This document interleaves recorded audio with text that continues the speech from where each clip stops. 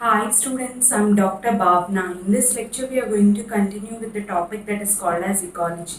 So in the ecology in the last class, we have started about the different interactions which are taking place among different organisms in the environment. So different interactions are taking place. All There are only three types I told you in interactions. Like first one is the species will be benefited. The second one is species will be harmed. The third thing is it may be either benefited nor harmed. Means there is no specific thing that it may be harmed or it may be benefited. It will be neutral. There is no effect for it. So these are the three types that you should remember regarding interactions. So already before that we have studied about numerous population growths, exponential growths, logistic growths and all, and we have come to which are organisms which breed only once in their lifetime, which are the organisms which breed many times, then which give rise to small sized offsprings, then which give rise to larger sized offsprings. Like this numerous things we have done and we have come to interactions. So in the interactions we have started with competition. I'll just revise for those who have missed the class. So when you come to interactions, first I have gave you a tabular column that is related to which are the species which are harmed, which are the species which are benefited, and all. I have given you tabular form regarding mutualism, commensalism and all, so that you should go through clearly. Then we have started with competition. In competition, basically both the organisms are harmed in this. Both the organisms are harmed. You know, according to Darwin, when he do struggle for existence, when he tries for struggle for existence, then he says that the people will survive for the struggle for existence, as well as they think that the fittest individual will survive, rest of them will be eliminated from the environment. So the nature usually select for the fittest. Under competition, this is the basic rule which is followed. So under competition, I have given numerous examples. I want you all to clearly remember the examples related to each topic, because examples play a very important role here.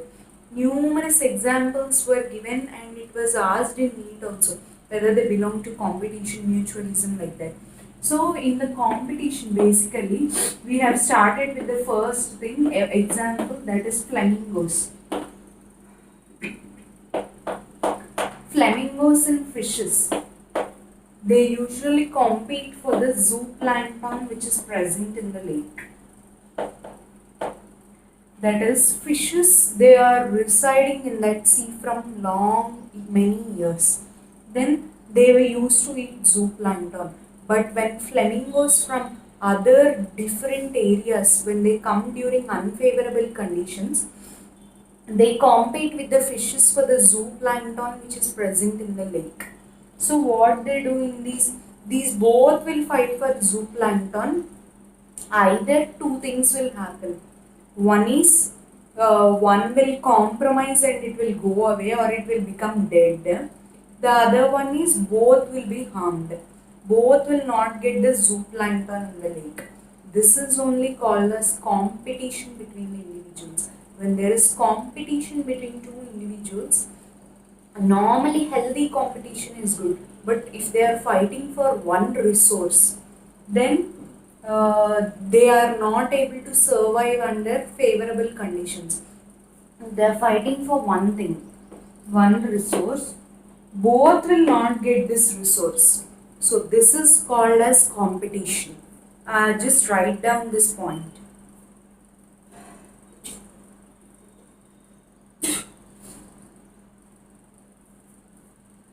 So flamingos and fishes, they compete for the zooplankton which is present in the lake. Next, another example for competition is nothing but see, Abingdon tortoise as well as goats. Abingdon tortoise It is usually present in one area. It used to eat plants, Abingdon tortoise. Where it is found? In Galapagos Islands it is found. Where Darwin found out the Darwin finches. In there, Abingdon tortoise were present in many numbers. So what happened? These Abingdon tortoise used to eat plants. But when goats were introduced into that environment, these Abingdon tortoise died. Why they were dead? Because the goats also used to eat these plants, so these used to not get the food. So what I told you, competition, either both will be harmed or else one will become extinct, only one can survive. So this is called as competition. Another examples, so according to competition, two theories were given. So what are those theories? They are nothing but Gauss's, a famous scientist called Gauss, competitive exclusion principle. So according to Gauss's competitive exclusion principle, he said that when two organisms will fight for only one resource, one which is inferior, means suppose Abingdon tortoise and goats are fighting for same plants, but Abingdon tortoise is inferior to that of goats. So this will get eliminated from its environment. So he says that one which is inferior, when two species are fighting for the same resource, one will get eliminated from the environment. Only one can survive. Which is eliminated? Basically, the inferior one gets eliminated. So this is about the competitive exclusion principle.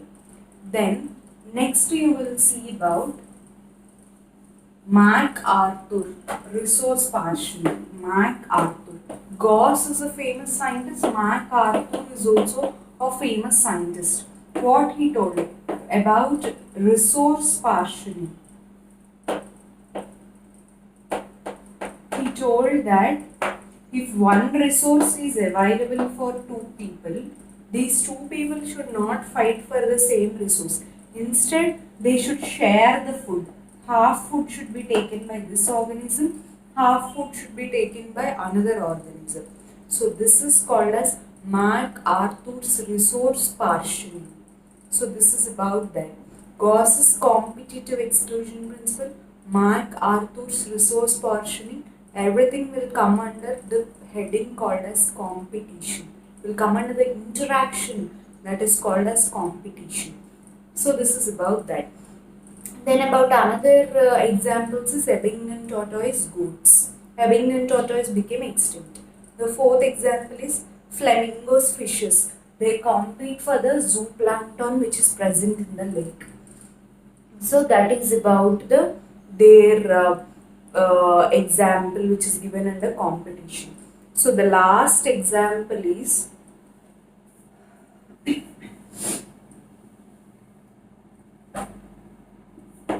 Connell's alkene field experiments. Connell, a famous scientist, he conducted experiment to prove this competition only. That one resource, if only one resource is available, the inferior one, when two species are competing for the same resource, one will get eliminated from the environment. That only he is trying to specify. So about the competition, when Balanus, a famous organism which is present in the sea, from one sea if it is introduced into the another sea, where already other organisms like Chathalmus are surviving, then this Balanus, when it is introduced into the sea water, it will eliminate this Chathalmus from that zone, it will eliminate, because this is highly dominating. Because this is highly dominating, Balanus excludes, means it will eliminate Chathalmus from the zone when this Balanus was introduced into the environment, because these are the dominant species than that of that. So he is proving by experiment. Which famous scientist proved this? Connell. Who gave exclusion principle is Gauss. Who described about the different you see this experiment was given, then who described about resource partitioning is MacArthur. So I hope you all are clear regarding this competition. So what is competition, how it is taking place, and what are the examples which are given in the competition. I want you all, everyone, to be very thorough regarding this aspect. So this is about the competition. I want you all to remember each and every example that is related to that of competition. Next, we will move on to commensalism. Commensalism.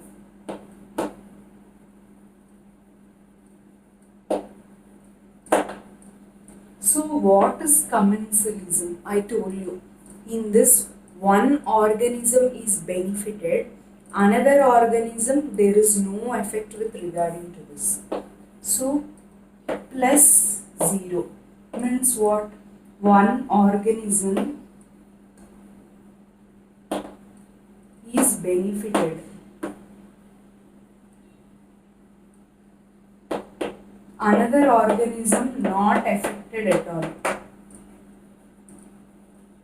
When you see that is related to competition, that is nothing but minus and minus.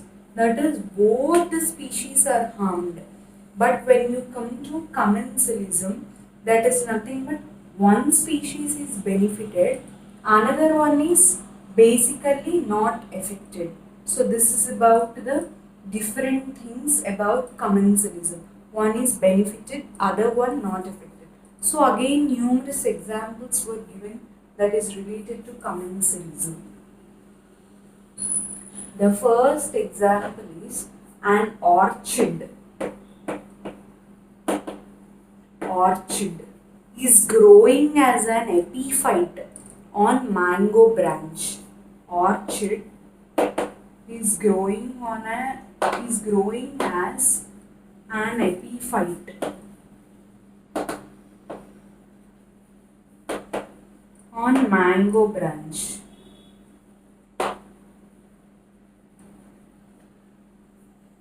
Means a famous thing that is called as orchid. See, if this is the mango branch, an orchid here, it is growing as an epiphyte here. So when orchid is growing on the mango branch, for the mango branch there is no effect that is related. But for orchid it is able to survive by growing on the mango branch.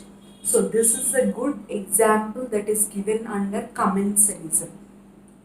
An orchid is growing as an epiphyte on the mango branch.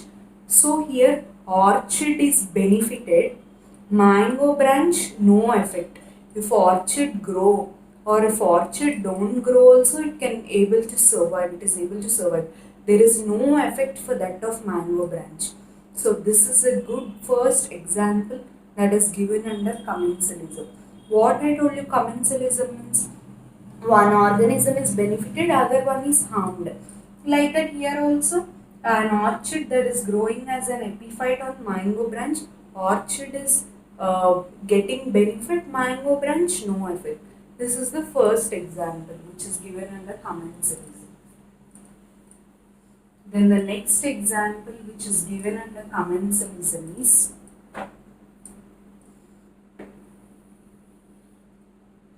the second example that is given under commensalism is barnacles on the whale.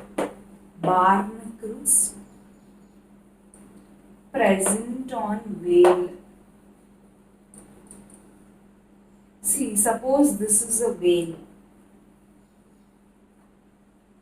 If barnacles are growing here on the whale, there is no effect for that of whale. Barnacles means what? Another different species. If they are growing on the whale, will whale have any benefit that is related? No. Whale is not having any benefit when you compare it with barnacles. So barnacles, but they are having benefit. They are able to survive, some place they should survive, right? They are able to survive on the whale.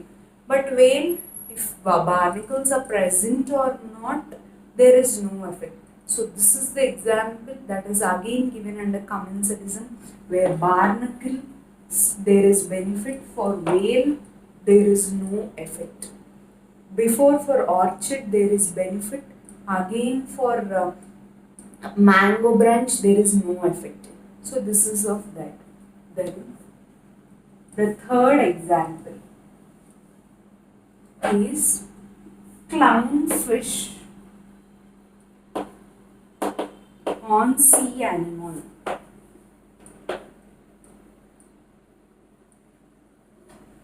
Clownfish on a sea anemone. That is the third example which is given under commensalism. So the clownfish is able to grow on the sea anemone. Sea anemone also tries to protect itself by having tentacles which are present on their body. See, like this, suppose this is the sea anemone. It will have numerous tentacles which are present. They act as a defense mechanism, but in between these tentacles, this clownfish is able to survive. So, the sea anemone, there is no benefit for it. If clownfish survive or not also, the same thing happens. So, the sea anemone here, it is not benefited. There is no effect with regarding to this.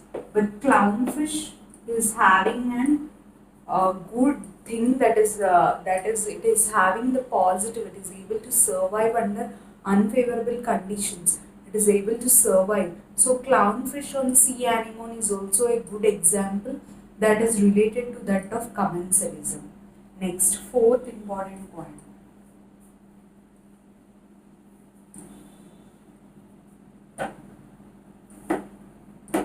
Cattle egret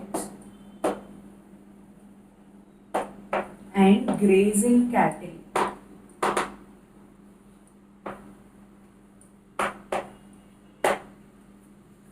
Cattle egret, it is present. See, the grazing cattle, the cattle means what?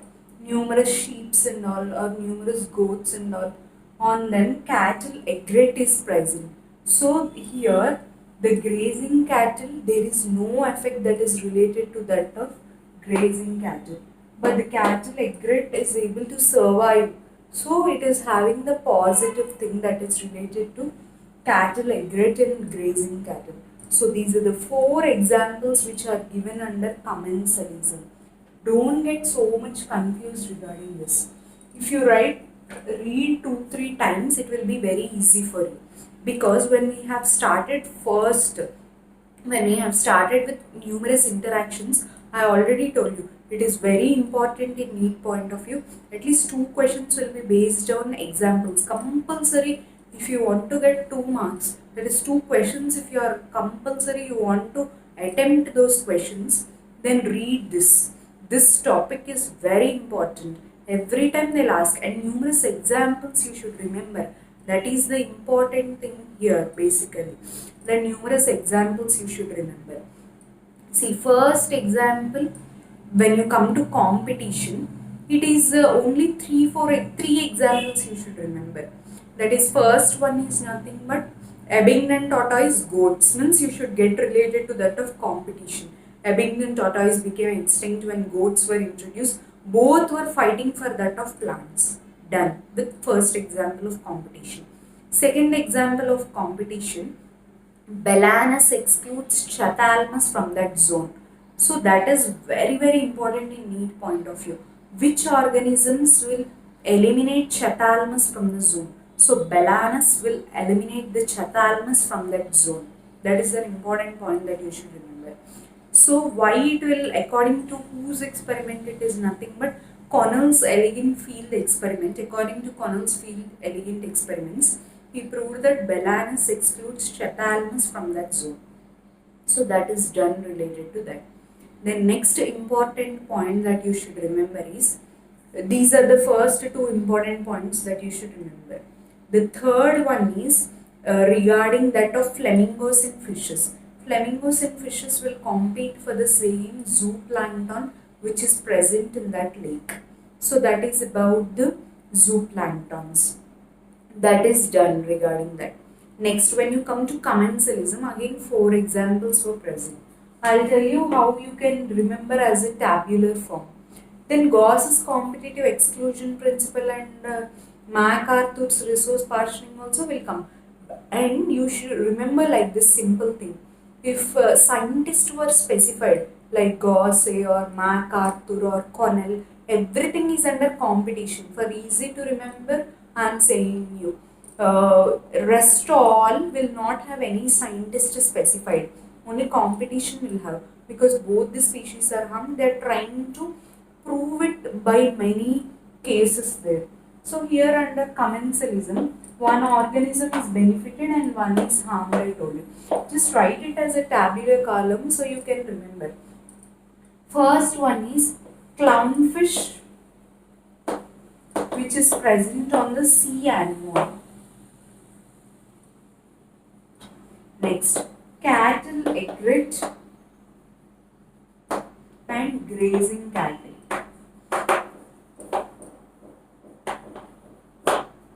Then orchid on the epiphyte of mango branch.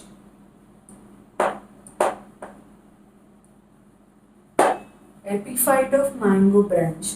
Then the fourth example is barnacles on the whale.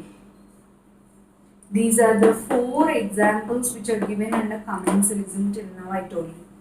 See, these all are benefited, these all no effect. So like this, if you write in your book, you can easily remember like this. Clownfish on sea anemone, cattle egret on grazing cattle, orchid mango branch, barnacles on the whale. Whale means barnacles are present, okay? Barnacles are residing on the whale. On the mango branch, orchids are present. On grazing cattle, it is related to cattle egret. On the sea anemone, clownfish is surviving. They'll ask you to confuse you. Sea anemone on clownfish, wrong. Clownfish on sea anemone. This is on that. So this is benefited, that is not affected at all. So like this you should remember. Cattle egret, grazing cattle, orchid, mango branch, barnacles, whale. These are the most common examples that are given under commensalism. So till now we have done with the 2 important interactions, that is nothing but competition and commensalism.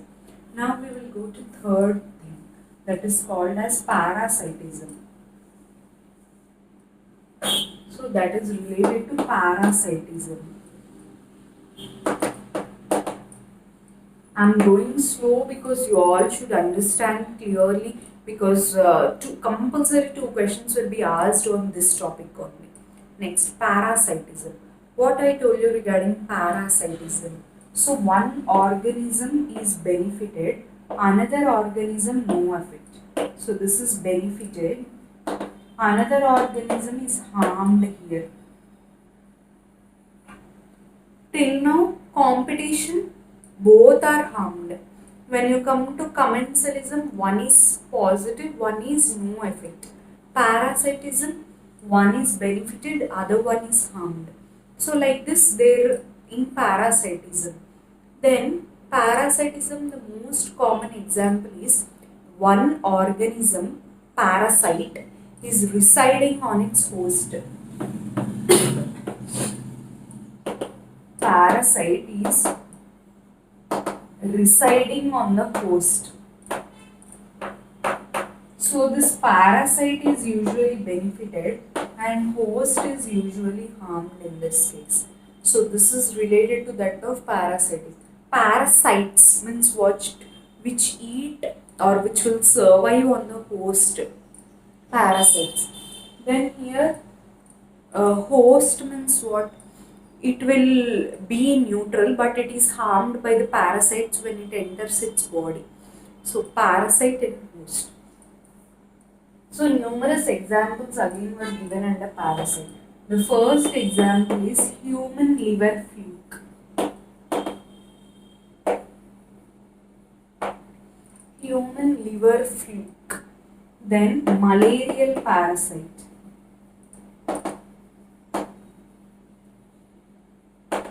Human liver fluke, it will enter the human's body.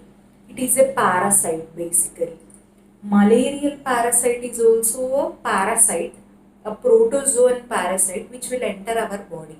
So what will happen if you all get malaria? What will happen? Our body immune system will become weak. We will suffer from like RBC destruction and all. We will get high fever, anemia and all. So we are host basically. So we are basically harmed when this parasite will enter our body. But the human liver fluke as well as malarial parasites both are benefited by entering our humans. They are able to survive, they are able to reproduce, they are able to survive in the environment. If they are living alone, if they are not entering someone's body, or if they are not entering, they are not able to survive. If they are entering only, they are able to survive, means they are benefited. They are able to survive, they are able to reproduce when they enter the host. But we hosts are harmed. So that's why this is a parasite. This is considered as a parasite. Parasites are benefited in parasitism as well as hosts are harmed in this. This is a malarial parasite. This is the human liver fluke which is present. So in these both are entering the humans and destroying. So this human liver fluke, it basically require two hosts to survive. That is nothing but snail as well as fish. Later it will enter the humans. So 2-3 hosts it's damaging, not only one host. Malarial parasite also same. It requires mosquito as well as man. It requires mosquito. You all may be confused that mosquito will cause the malaria, but originally the parasite is protozoan parasite. Inside one parasite will be there, protozoan. First it will enter the mosquito, then that mosquito will spread it to humans and all. And after mosquito will bite the humans, all the small organisms, they will enter our, these protozoan parasites will enter our body also. So that is called as malarial parasites only. They all are protozoan parasites. So these also usually requires two hosts. That is nothing but mosquito as well as man. So this is about the first parasitism. One organism is benefited, other one is harmed. Human liver fluke as well as malarial parasite. Human liver fluke will basically require two intermediate hosts that are nothing but snail as well as fish. Malarial parasite will require two hosts, that is nothing but mosquito as well as man. So these are the two important things that you should remember related to that of malarial parasite as well as human. These both are parasites which are residing in humans. This is about the parasitism. So in this parasitism, basically, the important thing is there are two types of parasites that are called as ectoparasites as well as endoparasites. Ectoparasites means which survive on the body of the host, outside, on the external environment. Endoparasites means what? They survive inside the body of the host, inside in the liver, kidneys and all. They are ectomens, on the outside they survive. But anything, whether they survive inside or whether they survive outside, they damage the host basically. They cause numerous damage to the host. We will deal in detail about the parasitism in the next class. What are ectoparasites, endoparasites, and also we will start with another interactions that is called as mutualism as well as predation. Only these two are left over, and we will complete with the first important subtopic under ecology, that is called as interactions and all.